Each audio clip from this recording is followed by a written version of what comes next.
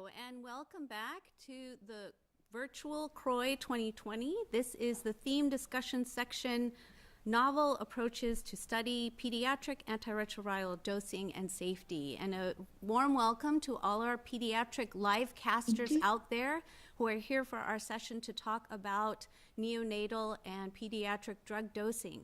We're really sorry that the planned moderator for this theme discussion, Dr. Audrey Becker, could not be with us today, and we do have her presentation to share with you. But we will say that one of the toughest sessions to fit into this virtual model is the theme discussion, because we value and rely on the discussion in the room to really elevate and make this session come alive and become more interesting and teach each other in many ways. So we're sorry that we can't offer that to you today, but we really wanted to share with you the poster content and the science of the different individuals who were supposed to present for this session. So what we're going to do is have Dr. Becker's initial presentation, and then we'll pause for a moment before we continue with the 5 talks that describe the posters that are available on the mobile app, the CROI mobile app. But we'd also like to let you know those posters will be available soon on the CROI website. The team here is working on moving those abstracts to the website as we speak so that you can see them on a computer and not only on your mobile devices. And so now I'd like to introduce Dr. Audrey Becker's talk. And she is from Stellenbosch University in Cape Town, South Africa. Next slide, please. In 2018, 1.7 million children worldwide were living with HIV, and of them, only 54% accessed HIV treatment. There are many reasons for this poor uptake of ARVs in children, some of which relates to the limited availability of pediatric ARV formulations and associated delayed regulatory approvals. There is also a need for new PK data to be generated to inform pediatric dosing in children with comorbid diseases, such as tuberculosis. Children have fewer ARV treatment options available, with pediatric ARV product development, registration, and uptake often lagging behind those of adults. This is an example of a combination of 3 syrups required for HIV treatment in a young infant versus the various adult treatment modalities available. The use of fixed-dose combinations are common in adults, and there is ongoing research on long-acting ARV implants, long-acting injectables, and the potential use of microarray patches. Fortunately, through great teamwork from both the Impact 1093 and Odyssey team, dolutegravir, which has been approved for adults in 2013, was studied in children and is now approved for use in all children weighing more than 30 kilograms. There is also a pending FDA submission to extend the label further down to the lower age group and weight bands and allow access of dolutegravir to younger children. The following considerations are important when studying pediatric ARV products. You have to have an understanding of developmental pharmacokinetics to guide optimal drug dosing across infants and children. Rapid changes in growth and maturation during infancy impact on drug metabolism and disposition. Pediatric pharmacokinetic studies should also aim to achieve adult PK targets as a proxy for efficacy and focus on safety monitoring, as organ maturation in this population is still ongoing. The WHO supports the production of solid formulation in doses that can be used by children and encourage the use of fixed-dose combinations where possible. A simplified pediatric ARV dosing based on weight bands is recommended for use and should align with WHO predefined weight bands. Guidance from the FDA in 2019 will also enable quicker uptake of ARVs in children in future by recommending that age cohorts should now be enrolled in parallel rather than the traditional sequential step-down approach.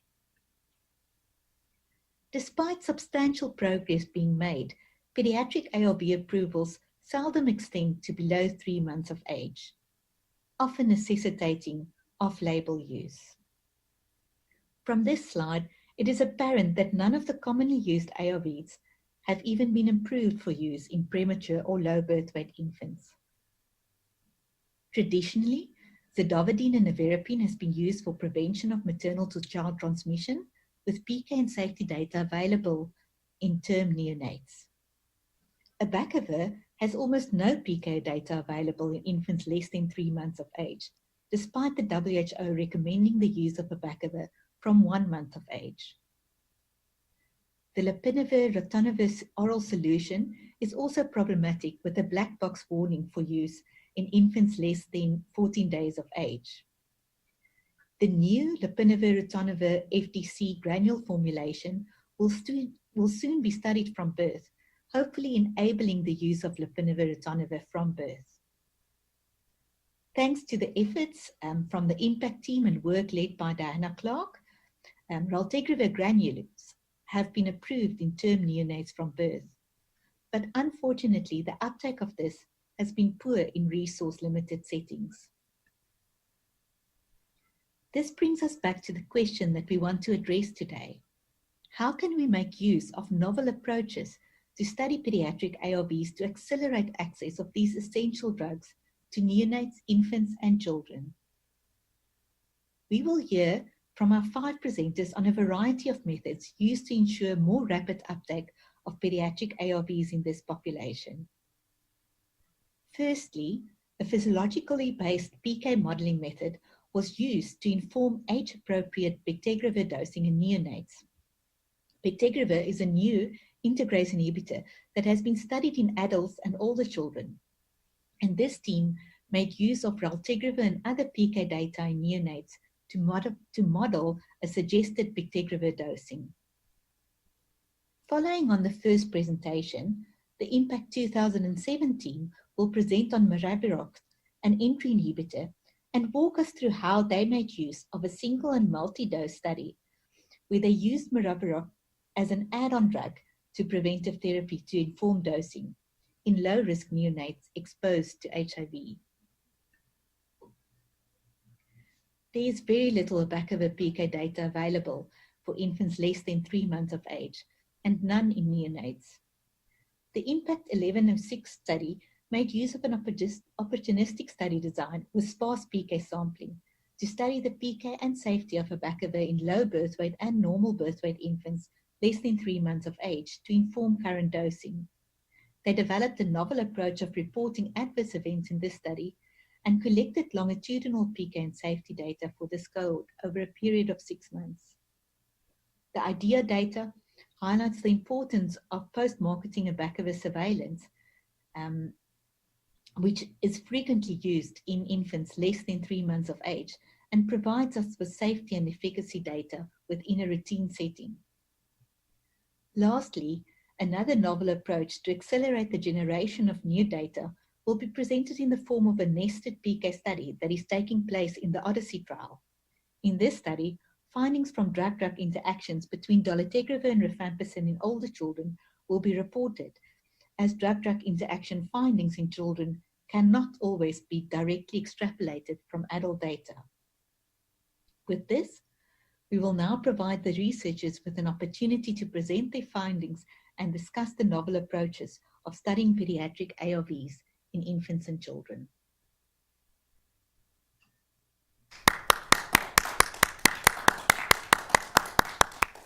So thanks very much to Dr. Becker for that helpful and comprehensive introduction. And I realized that I forgot to introduce myself. I'm Annette Sohn. I'm with AMFAR's Treat Asia program in Bangkok, Thailand, and I will be filling in for Dr. Becker as moderator for today. And so the first presentation of the 5 will address identification of age-appropriate dosing strategies of bictegravir in neonates, and will be presented by Dr. Fazila Bunglawala of the University of Liverpool in the United Kingdom. These are her disclosures and her presentation. Physiologically based pharmacokinetic modeling can be used to help inform selection of appropriate medicines at appropriate doses in pediatric patients. The information it yields can be used in the design of clinical trials in vulnerable populations such as neonates, making these trials safer and more efficient. New HIV infections continue to occur in infants, resulting in the need for more potent alternative treatment options. Bictegravir is a HIV-1 integrase inhibitor that elicits a potent virological response. It is also known for its high safety, making it a suitable drug candidate for treatment and prophylaxis within neonatal populations. The aim of our study was to predict the PK of bictegravir in neonates and to devise an optimal dosing regimen. On the right, the general structure of the PBPK model has been illustrated. Typically, models comprise organs and tissues that are represented as compartments, which are then connected by the cardiovascular system. The age-related changes in physiology and anatomy were mathematically derived and implemented in the model to describe the rapid development of a neonate throughout the first month of life. Moving on to the qualification, to adequately predict the pharmacokinetics of bictegravir, it is important that we quantify enzyme expression in neonates appropriately and ensure characteristics that describe bictegravir are sufficient for the in vitro to in vivo extrapolations. For this reason, midazolam, a CYP3A4 substrate, and raltegravir, a UGT1A1 substrate, were used for the qualification in the neonatal model. Bictegravir was simulated in the adult model as this was the only clinical PK data available. The absolute average fold error and root mean squared error were calculated where appropriate for comparison against observed data.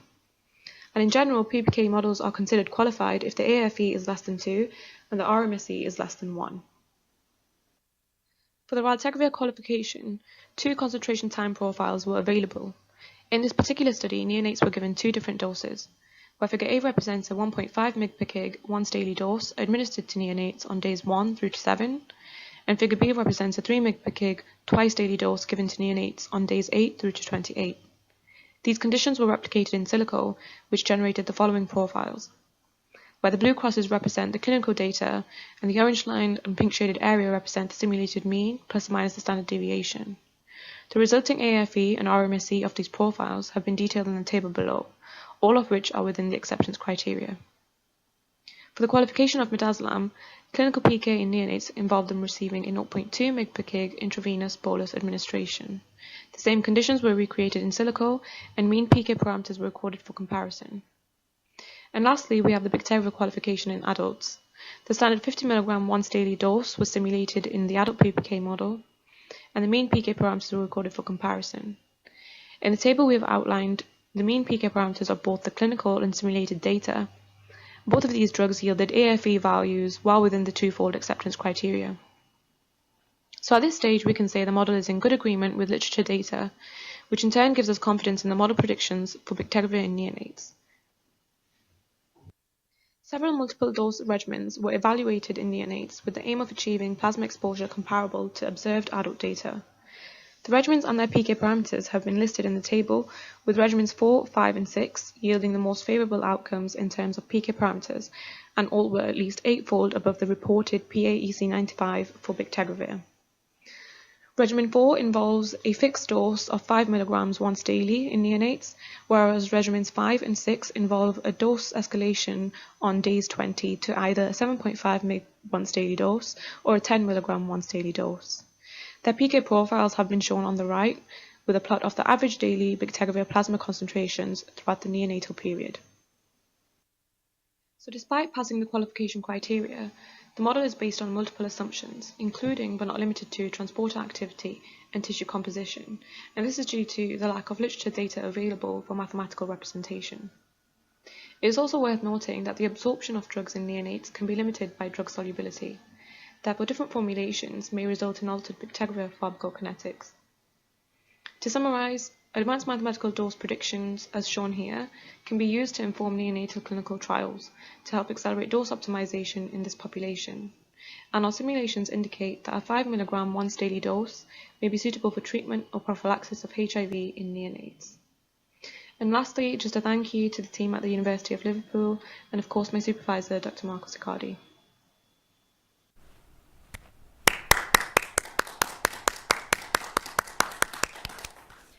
Thank you very much, Dr. Bunglawala, and if you have questions for her, please feel free to email her at the address that is on the screen now.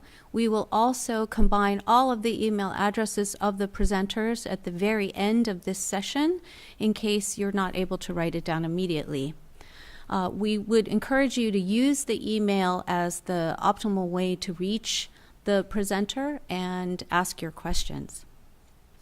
So our next presentation will be given by Dr. Julia Rosebush of the University of Chicago in the United States on behalf of the Impact 2007 study team, entitled Maraviroc Safety and Pharmacokinetics in HIV-Exposed Neonates.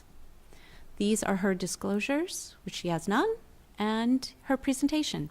A lack of safety and pharmacokinetic data limits options for HIV-1 prophylaxis and treatment in neonates. Maraviroc, a CCR5 receptor antagonist approved for treatment of HIV-1 infection in adults, is available as an oral solution licensed for treatment of HIV-1 in children over 2 years of age and weighing greater than or equal to 10 kilograms. Maraviroc, therefore, is attractive as a potential component of neonatal antiretroviral therapy. Impact 2007 was a phase 1, multi-center, open-label study evaluating the safety and PK of Maraviroc in HIV-exposed neonates in addition to standard antiretroviral prophylaxis. 2 sequential dosing cohorts were enrolled. They were stratified by exposure to maternal efavirenz, since Maraviroc is metabolized by the CYP3A4 pathway, and efavirenz is a known CYP3A4 inducer. Safety was assessed by both laboratory and clinical evaluations. Participants enrolled into Cohort 1 received Maraviroc oral solution 8 milligrams per kilogram at entry and week 1, and after each dose, intensive PK sampling was performed. Safety was performed at the intervals as shown in the slide. With respect to Cohort 2, participants received Maraviroc oral solution 8 milligrams per kilogram from entry through 6 weeks of life at BID dosing. Intensive PK sampling was performed at weeks 1 and weeks 4, with safety analyses performed at the intervals as shown in the slide as well. PK samples were analyzed for Maraviroc concentration by validated high-performance liquid chromatography, and the parameters were estimated using standard non-compartmental methods. Our Maraviroc exposure target was a concentration average of greater than or equal to 75 nanograms per milliliter, as determined by adult treatment studies. Table 1 represents infant baseline characteristics in all treated infants enrolled into both Cohort 1 and Cohort 2. A total of 47 mother-infant pairs were enrolled into the study, 15 into Cohort 1 and 32 into Cohort 2. There were 20 pairs from the USA, 3 from Thailand, 2 from Kenya, and 22 from South Africa. 60% of participants in Cohort 1 identified as female, whereas 44% identified as female in Cohort 2. The vast majority of participants in both cohorts identified as either Black or African American. The median gestational age for both cohorts was 39 weeks, and the birth weight in kilograms was 3.3 for Cohort 1 and 3.0 for Cohort 2. With respect to safety, no participants met safety endpoints at week 6 and through week 16. There were no early study or early treatment discontinuations due to Maraviroc, and no enrolled infant acquired HIV-1 infection through the follow-up period. Table 2 displays data for all Cohort 2 PK evaluable infants at weeks 1 and 4, stratified by maternal efavirenz exposure. The values displayed in each column are medians, and also represented are the minimum maximum values for each K parameter in brackets. Of particular interest is the average concentration of greater than or equal to 75 nanograms per milliliter, as this was our Maraviroc exposure target. Demonstrated here in this column is the number and the percentage of participants achieving the PK targets overall. Novel aspects of this study include that in the past 14 years, only 2 drugs have been licensed for use in neonates. And historically, new antiretrovirals in neonates were studied in those at high risk for HIV-1 acquisition. In this study, enrollment was regardless of risk status, facilitating earlier completion of this phase 1 neonatal licensing trial. Overall, we conclude that Maraviroc appears safe and well tolerated in this cohort of neonates treated over the first 6 weeks of life and followed through 16 weeks of age. Maraviroc exposures met PK targets in approximately 2/3 of infants, but with considerable variability. Maraviroc is a promising agent for prophylaxis and early treatment of HIV-1 exposed and infected neonates. The study team would like to thank Impact 2007 participants and their families, in addition to ViiV Healthcare, for their support of this trial. Thank you.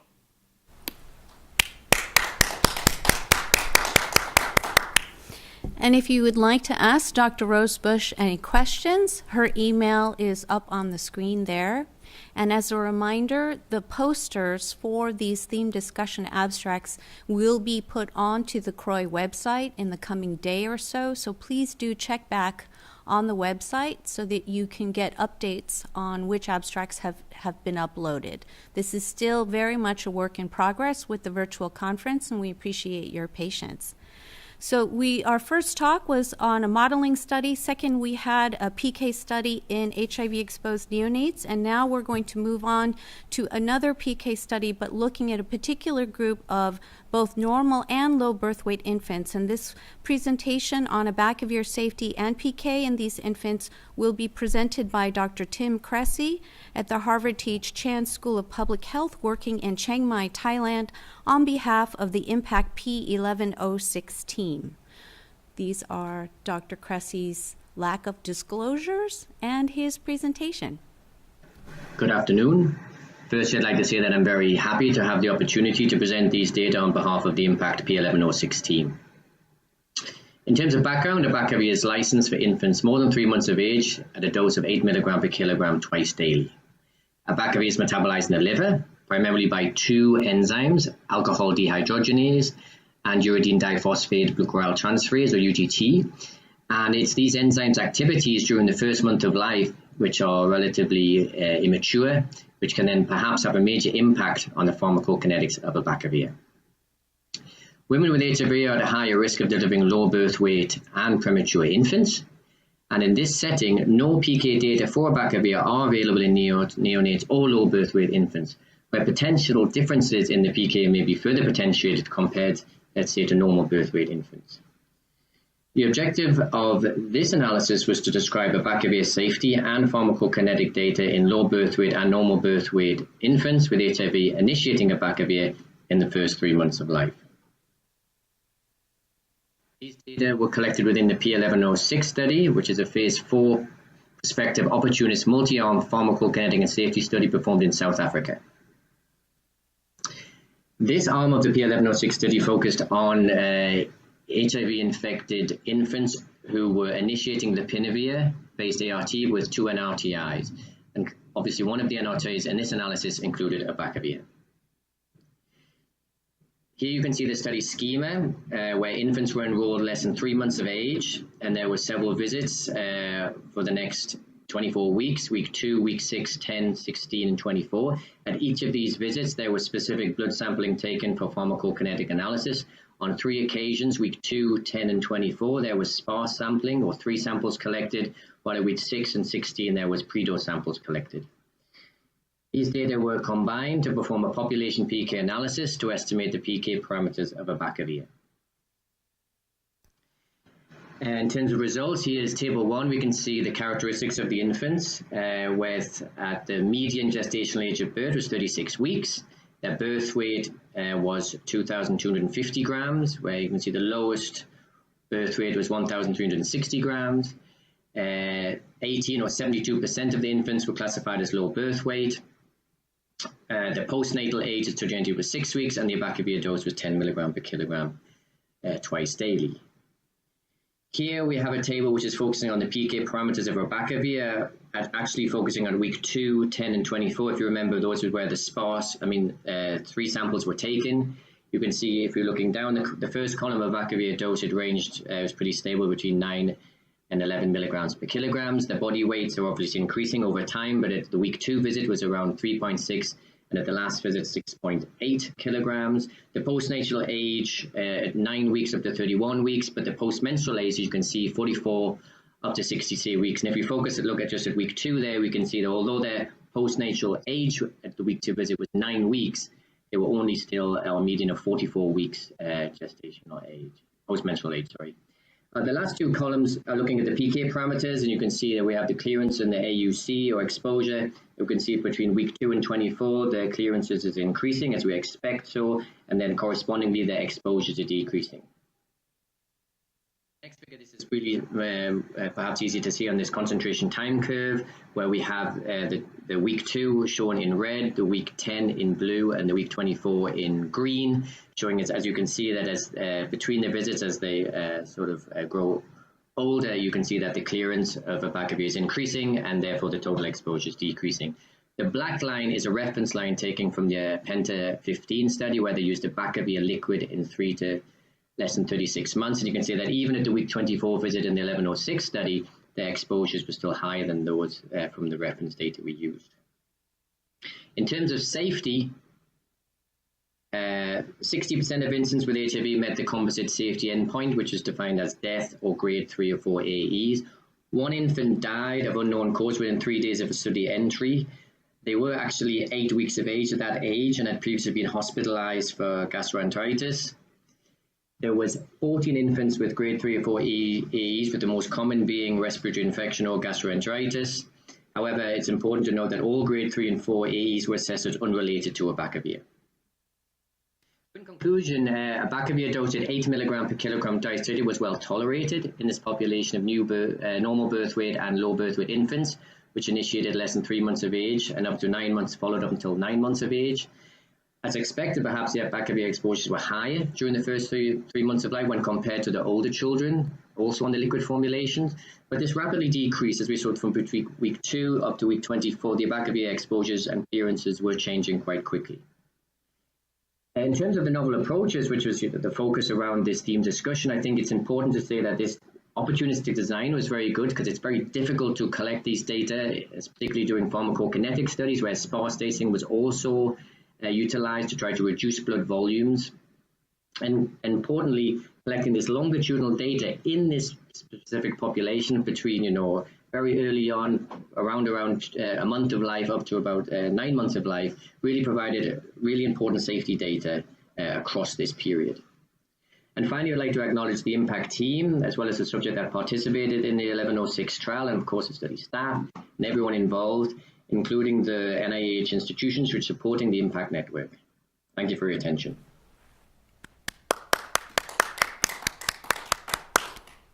We thank Dr. Cressy for his presentation, and if you have questions for him about this study, this abstract and poster, please feel free to email him at the address that is on the screen there.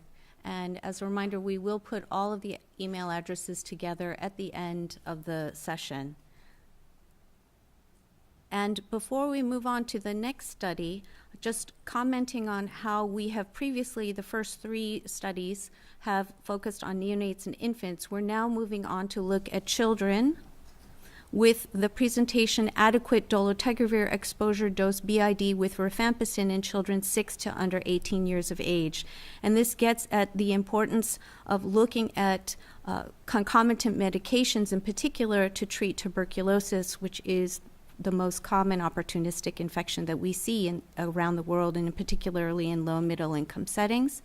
This presentation will be made by Dr. Hilke Wallowen from Radboud University Medical Center in Amsterdam in the Netherlands on behalf of the Odyssey trial team. These are Dr. Wallowen's disclosures and the presentation. Good morning, everybody. My name is Hilke Wallowen, and I'm presenting this data on behalf of the Odyssey trial team. And our presentation is about the adequate dolutegravir exposure when dosed BID with rifampicin in children 6 to 18 years. Dolutegravir-based ART regimens are currently the preferred regimens in all children for whom dolutegravir dose is known and DTG formulations are available. However, no data are available about DTG dosing in children taking rifampicin-containing TB treatment. In adults, dolutegravir taken twice daily co-administered with rifampicin resulted in similar DTG exposure compared to dolutegravir taken once daily without rifampicin. Odyssey is a randomized non-inferiority trial evaluating efficacy and safety of first and second line dolutegravir-based ART versus standard of care in children living with HIV. And within Odyssey, children taking rifampicin-containing TB treatment were included in the TB PK substudy.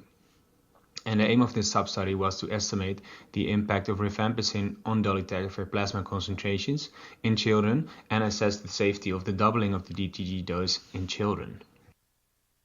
Our TB PK substudy was a sequential intra-subject pharmacokinetic substudy of 2 PK days. The first PK day was 12-hour curve and was done in the last month of co-administration of rifampicin and coupled with DTG taken twice daily.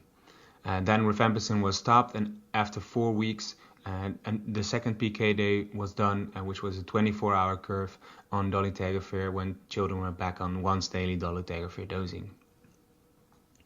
31 children were eligible at PK sites, and they were included in safety analysis, and 17 children of those had PK samples analyzed to date. 13 children had at least one evaluable PK curve, with 11 children having both PK days evaluable. 1 child had day 1 only, and 1 child had day 2 only evaluable. This left us with 5 children on 25 milligrams DTG and 8 children on 50 milligrams DTG, and that dosing is dependent on weight and also the current Odyssey protocol. These figures show you the pharmacokinetic results of our study. On the top left, dolutegravir 25 milligrams once daily compared to dolutegravir 25 milligrams taken twice daily with rifampicin in gray. And on the top right, dolutegravir 50 milligrams taken once daily in purple and dolutegravir 50 milligrams taken twice daily with rifampicin in gray. And what you see is that the doubling of the DTG dose overcomes the rifampicin enzyme-inducing effect.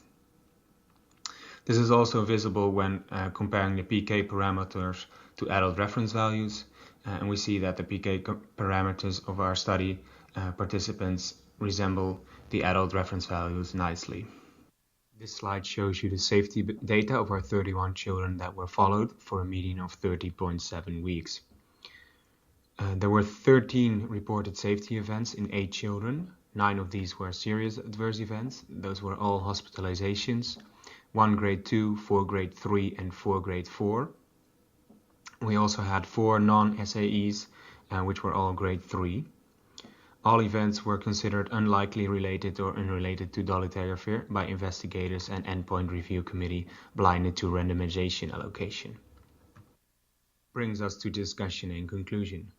Twice daily dolutegravir dosing was safe and sufficient to overcome rifampicin enzyme-inducing effects in children with HIV-TB co-infection aged 6 to 18 years. These results support doubling of DTG dose for children aged 6 to 18 years treated for TB with rifampicin-containing regimens. And currently we were not able to find children with TB below 25 kilograms treated with 50 milligram dose, so that leads us to conclude that currently there are no data on doubling of the adult DTG dose when it is given with rifampicin in children weighing 25 kilograms or less than 25 kilograms. Embedding PK sub-studies, including PK, TB, HIV drug interaction studies in phase 2-3 pediatric trials accelerates obtaining key data for treating children in a timely manner. Thank you.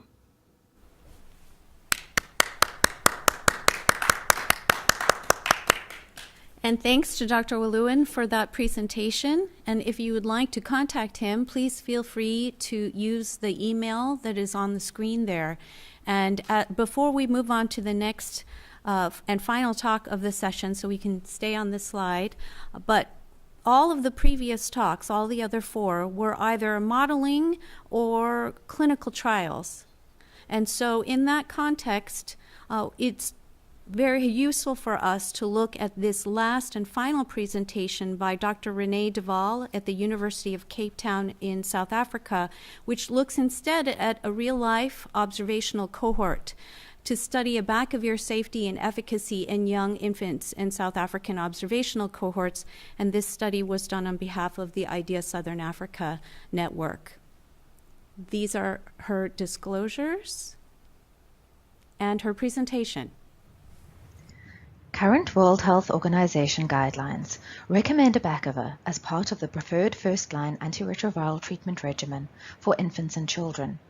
Treatment options for neonates are limited, and with increasing access to early infant diagnosis, more data are needed to guide treatment recommendations in this population. We were asked by clinicians and policymakers to explore whether abacavir is as safe and effective in those aged less than 28 days as it is in older infants, and in those weighing less than 3 kilograms compared with bigger infants. We used routine clinical data from 9 South African sites who contribute to the IDEA Southern Africa Cohort collaboration to describe the safety and effectiveness of abacavir in infants aged less than 3 months. Sites don't routinely capture data regarding adverse drug reactions, but we can identify drug discontinuations due to toxicity. So, in terms of safety, our primary outcome was the incidence of abacavir discontinuations and the reasons for those. In terms of effectiveness, we described viral suppression, defined as a viral load less than 400 copies per milliliter at 12 months after antiretroviral treatment initiation. We compared those outcomes in infants aged less than and more than 28 days, and in those weighing less than and more than 3 kilograms at antiretroviral treatment initiation. The strengths of our observational cohort study include relatively large numbers of infants. Because we used established medical record databases without needing to prospectively collect data, we were able to do the analysis relatively quickly at a much lower cost than randomized controlled trials or dedicated prospective cohorts. It also assessed real-world effectiveness without strict inclusion and exclusion criteria. As in most retrospective cohort studies, we did have some missing data, and there is a potential for bias due to recording errors or confounding by indication. We try to reduce this by asking sites to do folder reviews where possible to look for missing reasons for abacavir discontinuations. We included 931 infants who started abacavir aged less than 3 months. 96 of those were aged less than 28 days. The median CD4 percentage was 26.9 and the median log viral load was 6. 18% weighed less than 3 kilograms and the vast majority received a protease inhibitor-based regimen. The median duration of follow-up was 15 months. In those infants who had at least 1 month's follow-up after starting abacavir, 8% discontinued abacavir. The median time on abacavir at the time of the stop was 13 months. Stop reasons were documented in 41%, and the vast majority were due to treatment failures, stockouts, or transfers out of the facility, in which case it is likely abacavir was actually continued at another facility. In terms of toxicity, 1 infant had lipodystrophy and 1 had a hypersensitivity reaction. The hypersensitivity reaction occurred in a male infant who started abacavir at 73 days old, weighing 4.3 kilograms. The abacavir discontinuation was documented at 130 days, but might have occurred earlier. There were no significant differences in the proportion of discontinuations by age or weight category.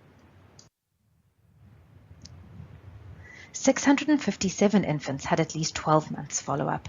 In those, viral load was measured at least once in the window between 8 and 18 months in 67%.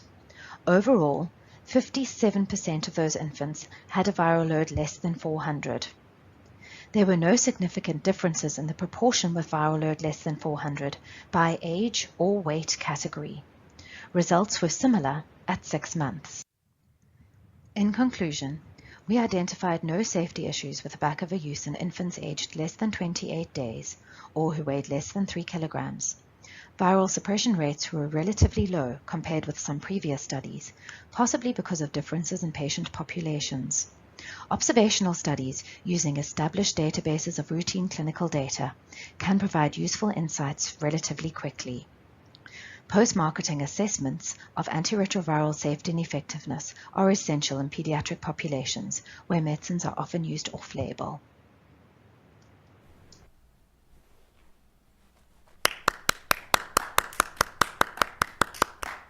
So thanks to Dr. DeWall for this presentation. If you have any questions for her, please feel free to use this email address.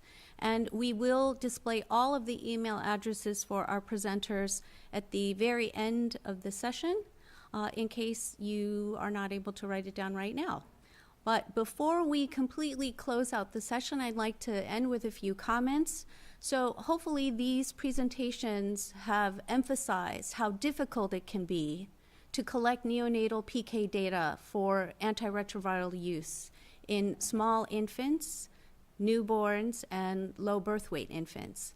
But these studies are truly necessary so that we can use these medicines safely. And they're implemented by teams of extremely dedicated researchers, clinicians, who feel and recognize how important this is.